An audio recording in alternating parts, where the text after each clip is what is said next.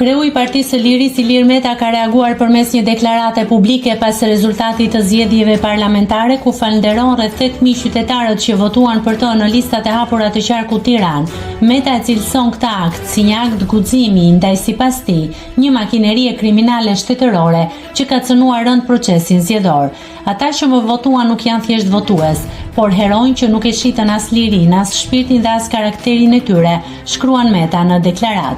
Ai u ndale dhe te zërat që kanë sugjeruar që kandidatët e Partisë së Lirisë të dorëhiqen për t'i hapur rrugë marrjes së mandatit të tij, duke refuzuar kategorikisht një mundësi të tillë. Nuk mund të pranoj asnjë marifet apo zgjidhje pragmatiste që shkon në kundërshtim me kauzat për të cilat kam luftuar. Që nga 2008 kam qenë kundër ndryshimeve të mbrapshta kushtetuese dhe përfaqësimit përmes listave të mbyllura. Meta gjithashtu ka falënderuar bashkëpunëtorët e tij më të afërt në fushat, veçanërisht Tedi Blushin si dhe komisionerët, numëruesit dhe vëzhguesit, të cilët sipas tij po luftojnë për të ruajtur integritetin e çdo vote.